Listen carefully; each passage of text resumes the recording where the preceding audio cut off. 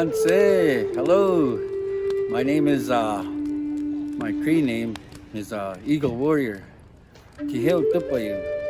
My English name is Leroy Whitstone, and I'm a singer, dancer, grass dance member. I'm part of the Northern Cree drum group. I'm part of a family, singing Powwow family that comes from Makaho, Alberta, right beside Onion Lake, Sigascooch. So you could say I'm from Onion Lake, but I always say I'm from Makaho.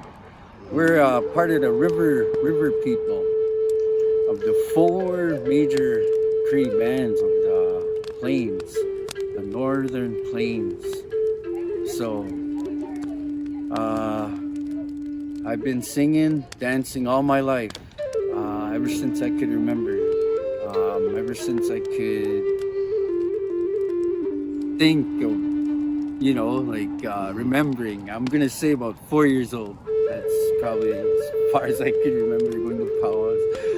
And my grandpa Betas brings a little. He was a Biosimo.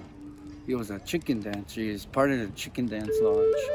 And his father and his grandpa, 2 generations back, were part of the chicken dance warrior societies that the Cree had throughout our territory. And my grandpa tells stories of how he relates to what he did. He was a dancer. He was a powwow dancer. He was a Sundance song keeper and a pipe carrier, a sweat lodge maker. He was a very traditional man who taught us very well. And he carried on stories and ways from his grandpa and his father from the late 1800s and early 1900s. So he always stressed to us that we had to be part of something as a Cree warrior, a Cree person. And growing up, he taught us about the Chicken Dance Society, what it meant to us, our main dance as Cree people. And he made sure we understood this way. He made sure we understood how to dance the songs.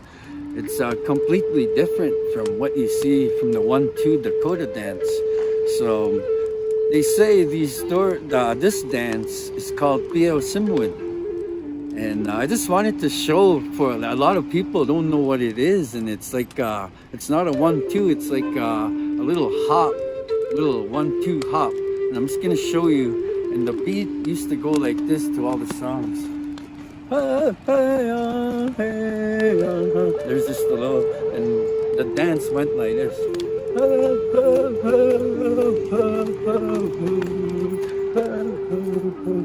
And they only moved their legs. They said you had to be stout at your top of your body, and you barely moved your shoulders.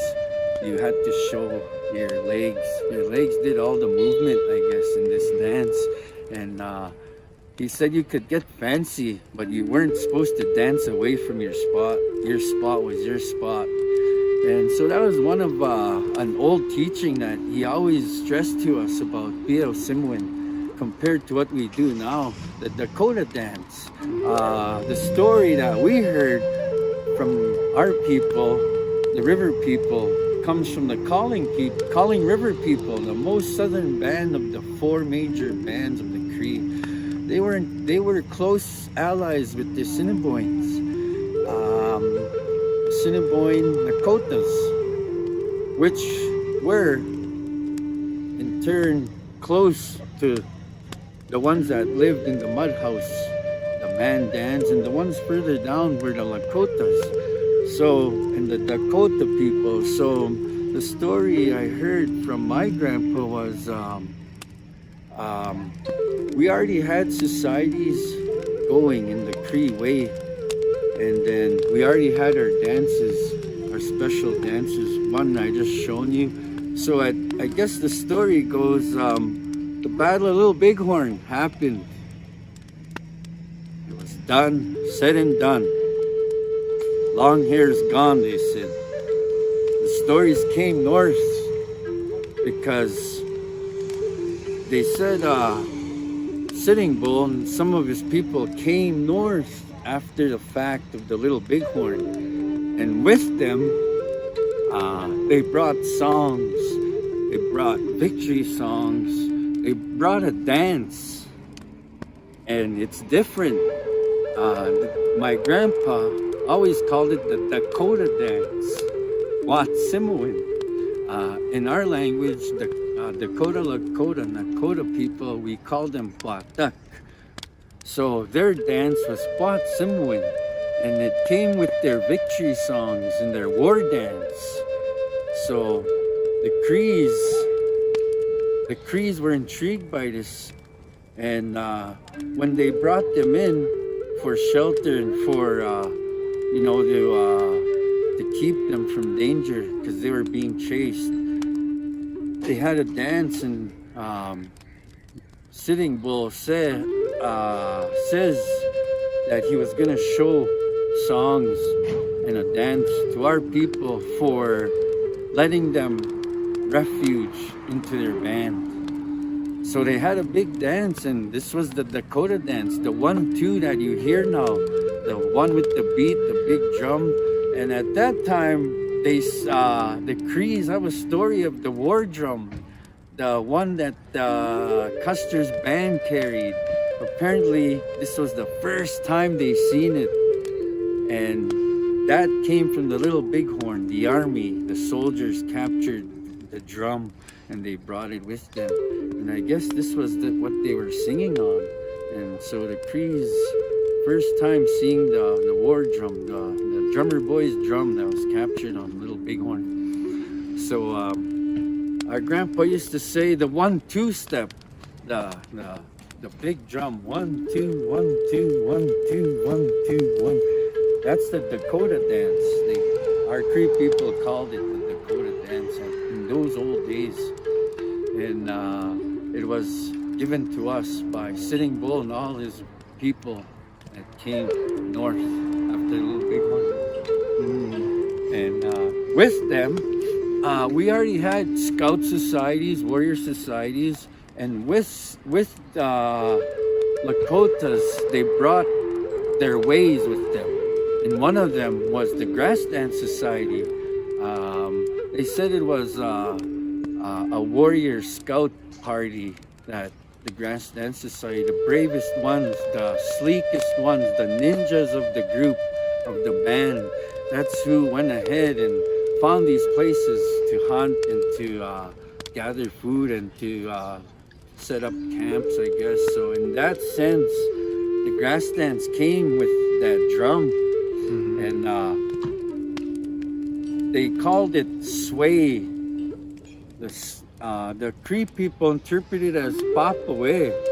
When they seen this dance done, they said, "Oh, papawe, I guess they said they're moving like the grass. And they had fringes on. These dancers, these Lakotas, were long, and they were really focusing on making those long fringes sway. And the story is when they found these certain places, they had a dance, and they made it safe for the people before they all conjoined there. And it's a warrior scout dance. So that's how my grandpa taught me. And there is also like other stories that you hear, but in this way, my grandpa always related the Dakota dance to the chicken dance, our prairie chicken dance societies, and they were similar so in that sense, I think we all adopted those ways and what we have today. Nice. The 1-2 powwow. And what does a grass dancer wear when he's dancing? Well, long time ago, our stories tell us that the grass dancers, they wore their enemy's scalps. That was their badge, the hair of their enemy hanging down on them. And this was their badge that showed them when they did their dance. Because they say only the warriors danced long time ago, and only the warriors sang.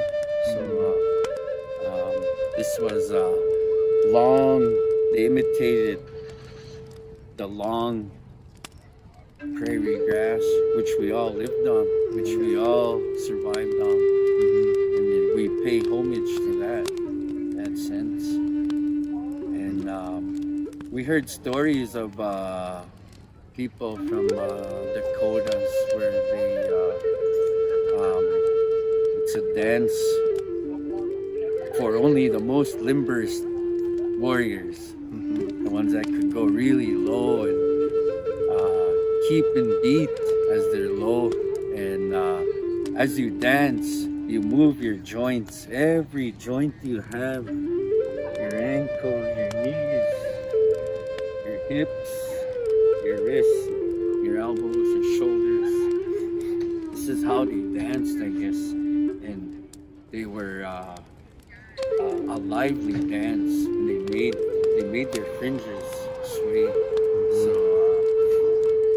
in grass dance, we heard that when you dance one way on one side of your body, you must do the same on the other side of your body. Your arm, or your foot, your knee, whatever move you make on one side, you must return the favor to your body by doing it on the other side. To keep in balance, they said, of our thoughts and our lives. And in that sense, we use these dances, these songs to continue who we are, continue doing what we do as Native Americans. Hi, brother.